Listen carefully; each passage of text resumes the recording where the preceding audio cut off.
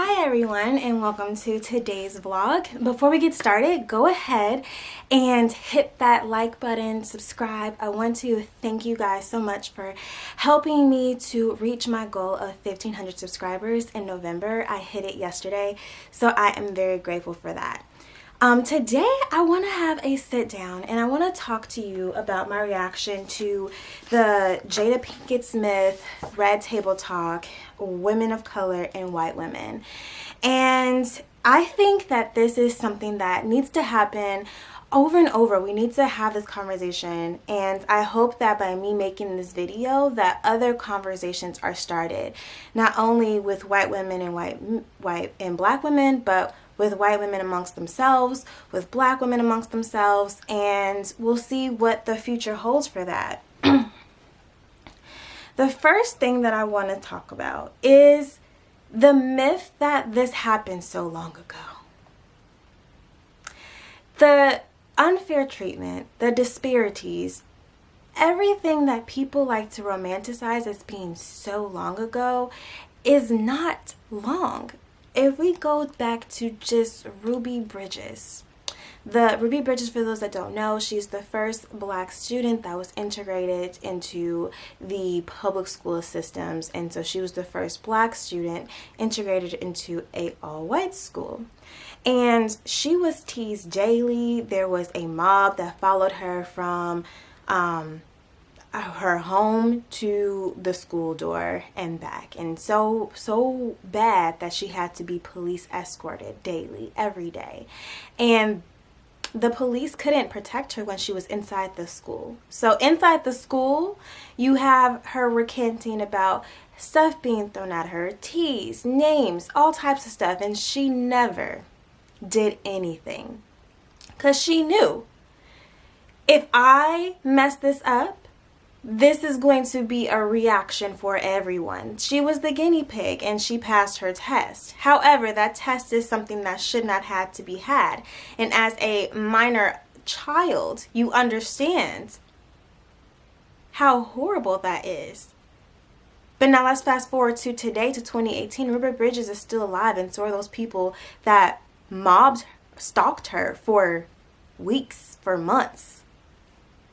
With that being said, this is not that long ago. These people are still alive. These people are people in politics. These people are the people that you work with. These people are the people that your friends are related to. These people are alive and well, is my point.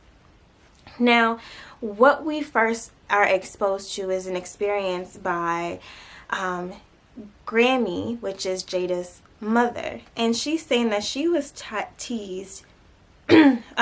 She was teased, and not only teased, she remembers that there were certain places that she couldn't go when she was a child. She couldn't go to the Tiffany store, and then finally she says once the Tiffany store allowed everyone to come in, one of her bosses said, "Oh, now you can go in and you can steal." Her boss. So not only are you getting it everywhere, but you're getting it into your workplace, and now your boss thinks that he can talk to you in a very degrading way. Jada remembers that she was teased by women in her childhood, so that triggers her, specifically blonde women. Blonde women trigger her because she was teased by blonde women when she was a child, or blonde children, blonde girl children when she was a child. So this isn't anything new, right? Jada says she feels that white women, because they know what it's like to be marginalized, to not have fair treatment because they are women by white men, that they should come a little bit more to our defense, that there should be more of a bridging of the gap, that there should be more to that. Jada says that she doesn't call herself a feminist but a womanist because of the historical facts that the feminist movement, and I agree, the feminist movement is for white women. She says it's for middle class white women. I just say it's for white women, period. It is, because historically, black women were at the women's suffrage movement. They were. Even black student organizations, Delta Sigma Theta, which is a black Greek organization, was at the first women's organization movement. However, so we've been coming from the beginning. However, they want us there for body count to show this is the largest march and blah, blah, blah, roo, roo, rah, rah.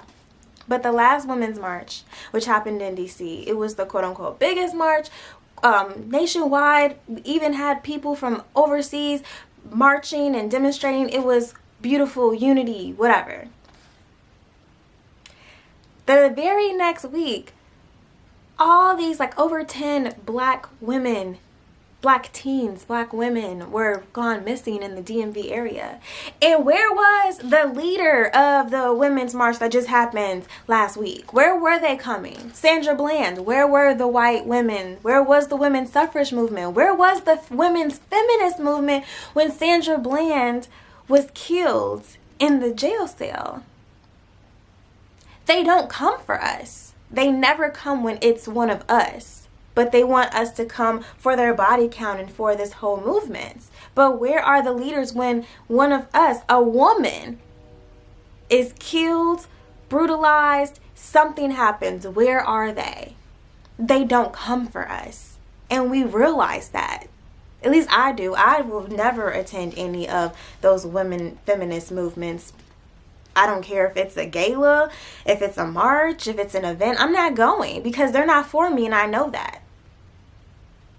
At the end of the day, white women, time and time again when it comes to voting, do not vote for black women.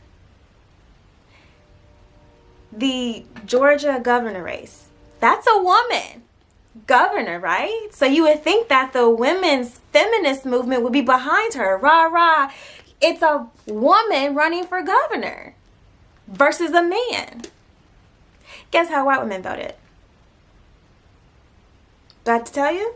They voted for the white man over the black woman.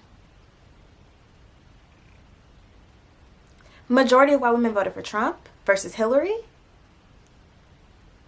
Do you hear what I'm saying? Like, white women are voting for things that keep their race keep the racist laws, the systematic racism, keep them at the top. They vote for that over and over again versus a woman or versus equality, because a lot of them don't want equality. They like being where it is, right?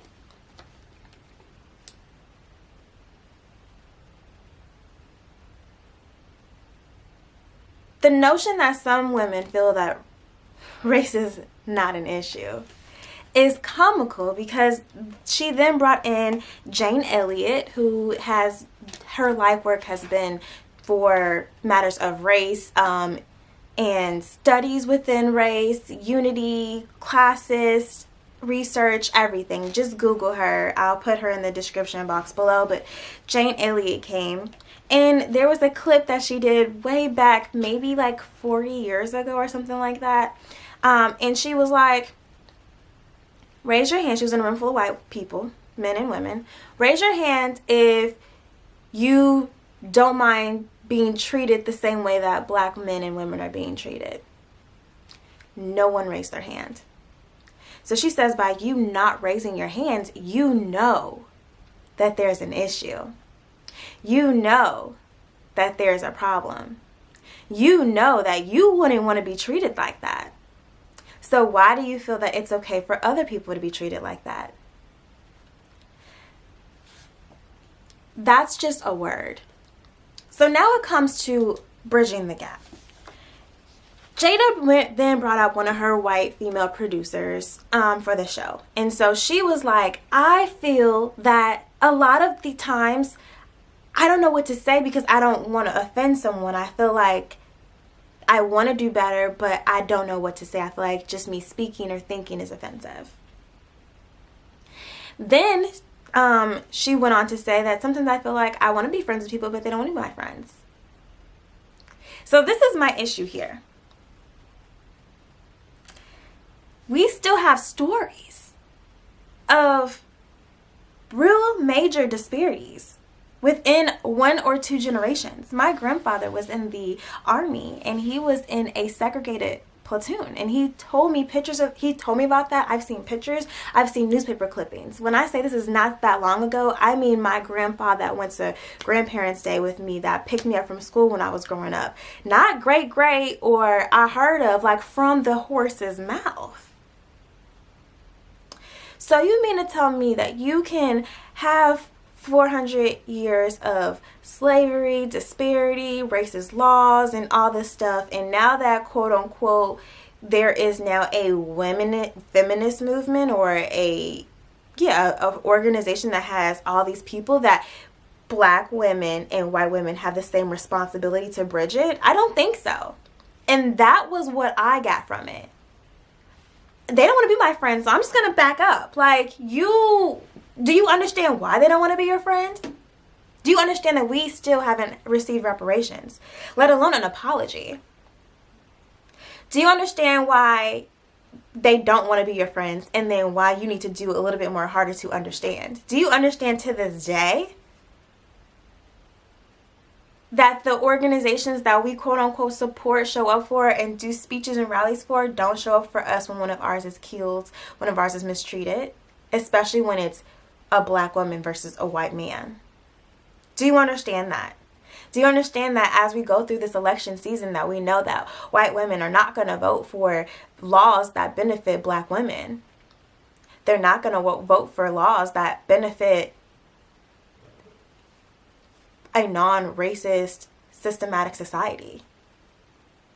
To this day, and this is a little off track, but this is factual, to this day, 14 African countries still pay taxes to France for no longer having slavery. White people have the power to stop that because it's bogus and wrong. But will they? No. They could have been stopped it. They'd rather keep taking money from these countries at upwards of over $2 billion a year than letting people just build and do enough. Haven't you done enough? No. There'll be more. People need to be held accountable. I don't know the answer for bridging, but I know that what's happening right now, it's wrong. And we see that.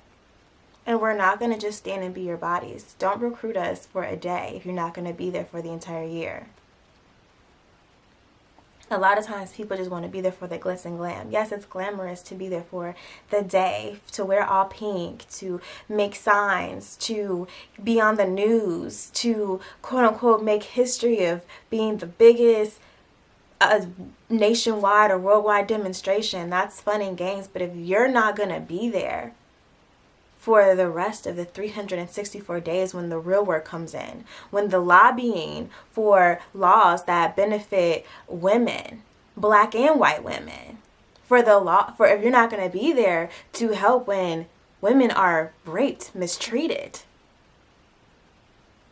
even by people that are your skin color, if you're not going to be there to vote for candidates that are going to focus and push the agenda that helps black women, then stop asking black women to be part of your movement. Stop acting confused when black women don't want to be your friends. Be on one side or the other, but don't be. You cannot be the abuser and then blame the victim for not trusting you or not meeting you halfway. You're going to have to come a little bit more than halfway because you are the abuser. If you're not the abuser directly, your lineage is the abuser. Your mom was the abuser. Your grandma was the abuser. Your grandma was out there throwing spitballs at Martin Luther King. Your grandfather was out there saying that he would rather die before segregation. Susan B. Anthony was saying she'd rather lose her arm if a Negro gains voting before white women. Not, can we push this agenda together? It's me first and then them. But you want us to be equal. This is your history. This is your history, not our history. This is your history. And there may need to be some changes. For those that haven't seen it, I'm going to link the Red Table Talk below. It was great dialogue. I loved it. These are just my 2 cents. And okay, above average crew, I will talk to you in the next video. Bye.